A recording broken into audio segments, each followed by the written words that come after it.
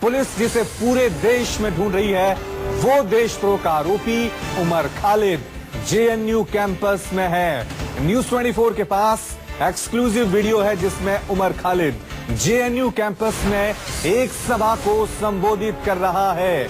उमर के साथ वो चारों आरोपी अनिबान, आशुतोष, रामानागा, अनंत भी हैं जिन पर देशद्रोह का आरोप लगा है। सभी एक साथ कैंपस में हैं और उनके साथ जेएनयू के लगभग 150 छात्र भी हैं। तैयार हैं। पुलिस को जब इसकी खबर लगी तो पुलिस भी जेएनयू कैंपस के बाहर इन तमाम आरोपियों के सरेंडर करने का इंतजार कर रही है। खबर मिली है कि थोड़ी ही देर बाद पुलिस लाव लश्कर के साथ कैंपस में दाखिल हो सकती है। हालांकि सादी वर्दी में पुलिस कैंपस में देर रात घुस चुकी है। तो पिछले 10 दिन से गायब देशद्रोह का आरोपी उमर खालिद बीती रात जेएनयू कैंपस में लौट आया है अपने साथियों के साथ।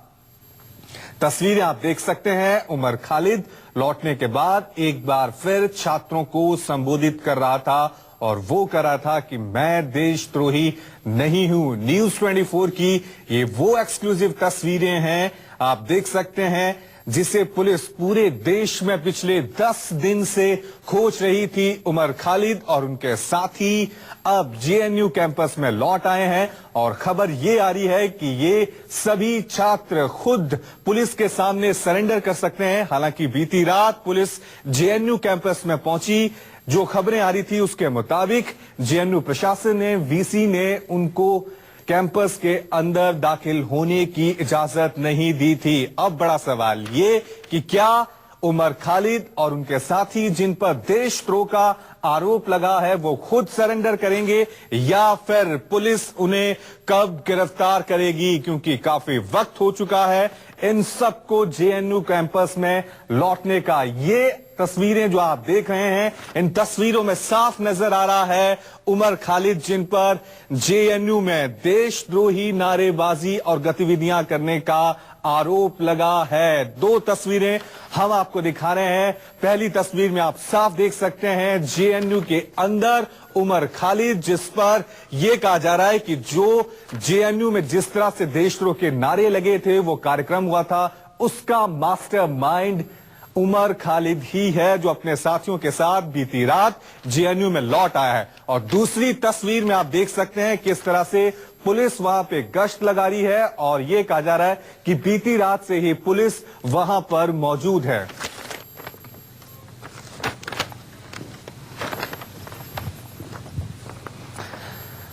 अब बड़ा सवाल यही है कि उमर खालिद सरेंडर करेगा या पुलिस उसे खुद गिरफ्तार करेगी। ये लड़ाई कुछ हम 5-6 लोगों के लिए नहीं थी। आज ये लड़ाई हम सारे लोगों की लड़ाई है।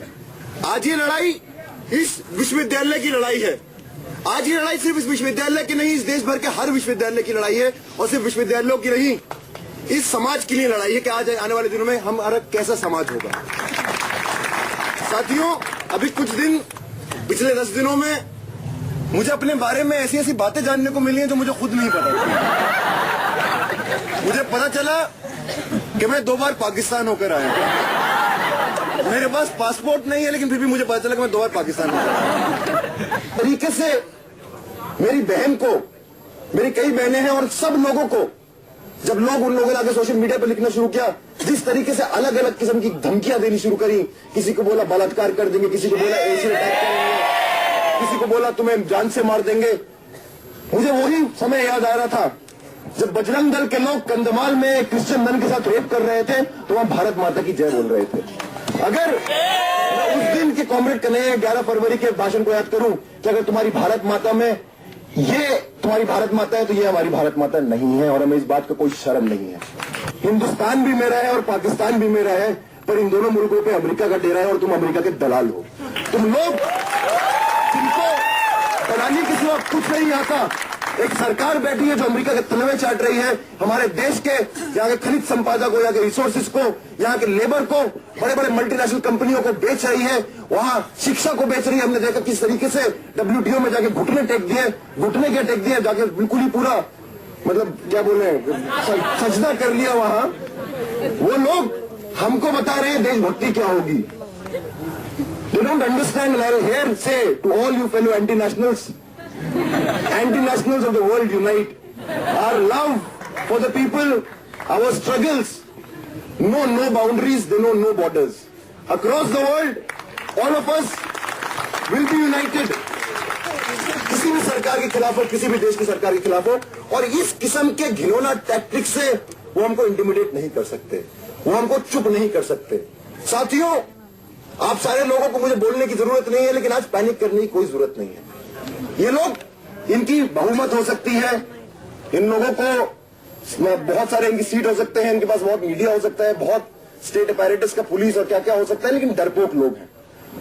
वो डरते हैं हम लोगों से, वो डरते हैं हमारे संघर्षों से, वो डरते हैं क्योंकि हम सोचते हैं। और आज के देश में मेरे साथी अनिर्बान ने एक बात बोली थी, वो 10 फरवरी को मीडिया में, सबसे आसान है एंटी नेशनल होना, आप सोचना शुरू कर दीजिए, आप फौरन एंटी नेशनल बोलते हो जाएंगे। तो आपने सुना किस तरह से उमर खालिद वहां पे स्पीच दे रहा था। 10 दिनों के बाद, गायब होने के बाद, जब जेएनयू कैंपस में उमर खालिद पहुंचा तो एक बार फिर अपने बारे में सफाई देता हुआ वहां पर नजर आया। आइए अब सीधा रुक करते हैं जेएनयू यूनिवर्सिटी का, जहां से हमारे संवाददाता राहुल प्रकाश हमारे साथ बने हुए हैं। राहुल प्रकाश, सबसे पहले यही बताएं कि अभी वहां पे क्या हलचल है, क्या कुछ होने वाला है आज? क्या उमर खालिद और उनके साथी सरेंडर करने वाले हैं या उनसे पहले पुलिस उन्हें गिरफ्तार करने वाली है? क्या कुछ जानकारी आपको मिल पा रही है? देखिए, जिस तरीके से पूरा देर शाम को घटनाक्रम घटा, क्योंकि उमर खालिद अपने सहयोगियों के साथ सभा करा इन्होंने, एक जो साफ तौर पर एडमिन ब्लॉक में तैयारियां की गई थी कि देर शाम से ही यहाँ जुटने शुरू हो गए थे। करीब 500 की संख्या में लगभग यहाँ पहुंचे थे, जिनकी एक सभा के बाद ये तय हुआ कि पुलिस उनको आके गिरफ्तार करेगी, ये ना कि वो पुलिस के पास जाएंगे। यानी एक साफ तौर पर उनका एक एजेंडा सेट था कि वो कैंपस में ही रहेंगे और कैंपस में ही अगर पुलिस आएगी उनको गिरफ्तार करेगी तो तमाम वो गिरफ्तारियां होंगी। साथ ही साथ ये भी साफ हुआ है कि 8 बजे के करीब जब वीसी यहाँ पहुंचेंगे तो उनसे मुलाकात करेंगे, आगे का एजेंडा साफ करेंगे, क्योंकि जिस तरीके से 10 दिन गायब होने के बाद एकाएक जो उमर खालिद है सामने आया है, जिसमें वो तमाम अपना पक्ष रखते हुए दिख रहा है। क्योंकि जिस तरीके का जो इमेज, जिस तरीके की बात कर रहे हैं कि इमेज बना दी गई है, जिस तरीके का काम किया गया है और जिस तरीके से उनको दिखाया गया है, उसके चलते हुए है। लेकिन सबसे बड़ा सवाल यह है कि अगर इस तरीके की बात नहीं थी तो वो उसी दिन सामने क्यों नहीं आए? क्योंकि जिस तरीके की बात पहले की जा रही थी कि कन्हैया की गिरफ्तारी के बाद से ही उमर खालिद गायब थे और उसके साथ जो 2-4 एक्यूज और हैं वो भी गायब थे। क्योंकि इस सेडिशन मामले में जो 4-5 आरोपी हैं उनमें ये उमर खालिद, जिसको मास्टरमाइंड बताया जा रहा था, क्योंकि ये खुद को भी बोल रहा था कि मास्टरमाइंड मुझे बना दिया गया लेकिन मैं नहीं हूं, लेकिन अपना पक्ष रखते हुए आज वो सबके सामने आया, जिसमें उसने साफ कर दिया है कि अगर पुलिस आएगी तो गिरफ्तारी देंगे। यानी साफ तौर पे पुलिस गिरफ्तार ही करेगी, लेकिन उसका तय समय क्या होगा राहुल, यहाँ पर सवाल ये भी उठ रहा है कि दिल्ली पुलिस ने इन सभी के खिलाफ लुकआउट नोटिस जारी किया है। 5 राज्यों की पुलिस इनको तलाश कर रही थी, तो अब तक इनकी गिरफ्तारी क्यों नहीं हो रही? पुलिस इस पूरे मामले में क्यों थोड़ी सी आपको देख रहे हैं कि संजीदगी दिखा रही है, धैर्य दिखा रही है? किस बात का इंतजार हो रहा है? देखिए, दिल्ली पुलिस अपने तरीके से पूरी कोशिश कर रही थी, क्योंकि जिस तरीके से लुकआउट नोटिस जारी हुआ उसके साथ ही साथ तमाम टीमें अलग अलग इलाकों में छापेमारी करी थी। लेकिन जिस तरीके से अचानक उमर खालिद अपने सहयोगी के साथ जेएनयू कैंपस में पाया गया, खुद उसने ट्वीट करके जानकारी दी तमाम उनके साथियों ने कि हम कैंपस के अंदर हैं। लेकिन दिल्ली पुलिस ने यह साफ किया है कि तमाम जो काम होंगे तय समय में होंगे, क्योंकि जिस तरीके का माहौल देश में बन चुका है कैंपस के अंदर ये है, क्योंकि कैंपस के अंदर दिल्ली पुलिस की जो परमिशन होती है, क्योंकि इससे पहले साफ हुआ था कि परमिशन नहीं होगी, परमिशन के बाद ही दिल्ली पुलिस अंदर जा सकेगी। लेकिन जिस तरीके से कैंपस के अंदर सभा हुई है देर शाम से और रात तक, और अभी भी तमाम लोग जुटे हुए हैं जो उमर खालिद है अपने सहयोगियों के साथ, ये साफ है कि दिल्ली पुलिस जल्द से जल्द चाहेगी कि उसकी गिरफ्तारी करे सहयोगियों के साथ। लेकिन ये साफ है कि जेएनयू कैंपस के अंदर अभी वो मौजूद हैं, तय समय का इंतजार कर रहे हैं। लेकिन दिल्ली पुलिस भी चाहती है कि उनकी गिरफ्तारी हो, लेकिन किस तरीके से उस साफ होगा 8 बजे के बाद जब वीसी आएंगे, एक मीटिंग होगी, उस मीटिंग में आगे का एजेंडा होगा। लेकिन दिल्ली पुलिस ने साफ कर दिया है कि गिरफ्तारी होगी, लेकिन जिस तरीके का माहौल है उस माहौल के देखते हुए। जी राहुल, आप हमारे साथ बने रहिएगा, आगे भी हम आपसे तमाम जानकारी इस पूरे मुद्दे पर लेते रहेंगे। आइए अपने दर्शकों को एक रिपोर्ट दिखाते हैं किस तरह से बीती रात ये पूरा घटनाक्रम हुआ जब उमर खालिद वापस लौटा। पुलिस वहां पर पहुंची और जेएनयू के प्रशासन ने उन्हें अंदर जाने से मना कर दिया। आइए एक रिपोर्ट दिखाते हैं। न्यूज़ 24 के पास मौजूद है देशद्रोह के आरोपियों का एक्सक्लूसिव वीडियो।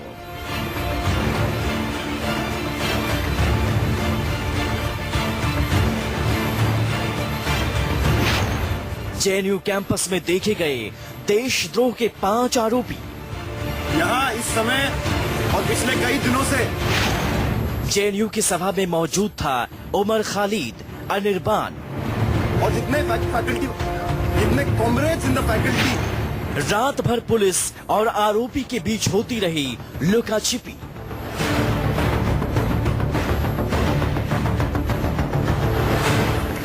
आधी रात को जब पूरी दिल्ली सो रही थी तो जेएनयू कैंपस जाग रहा था। सिर्फ जाग ही नहीं रहा था बल्कि देशद्रोह के 5 आरोपी सैकड़ों की सभा में मौजूद थे। आज ये लड़ाई इनमें वो 3 आरोपी भी थे जिनके खिलाफ दिल्ली पुलिस ने लुकआउट नोटिस 2 दिन पहले ही जारी किया है। न्यूज 24 के पास वो एक्सक्लूसिव वीडियो है जिसमें उमर खालिद बीती रात जेएनयू कैंपस के अंदर एक सभा को संबोधित कर रहा था। आप भी देखिए, ये वही उमर खालिद है जिसे दिल्ली पुलिस 5 राज्यों में तलाश कर रही है। ये वही उमर खालिद और बाकी 4 आरोपी की तस्वीरें हैं जिनके ऊपर देश विरोधी नारे लगाने का आरोप लगा है।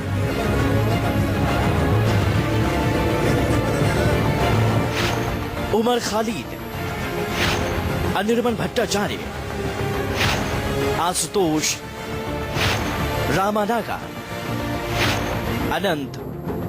में देश विरोधी नारे लगाने का मुख्य आरोपी उमर खालिद अपने 4 साथियों के साथ आज देर शाम जेएनयू कैंपस पहुंच गया है। जेएनयू कैंपस पहुंचने के साथ ही हजारों की संख्या में उसके समर्थक यहां पर इकट्ठा हो गए हैं।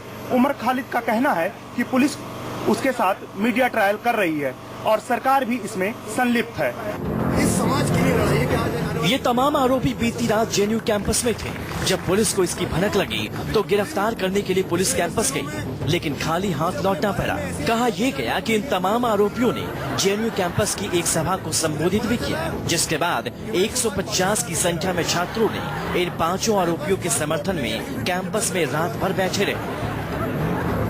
बताया जा रहा है कि ये सभी आरोपी सरेंडर करने के लिए सामने आए हैं।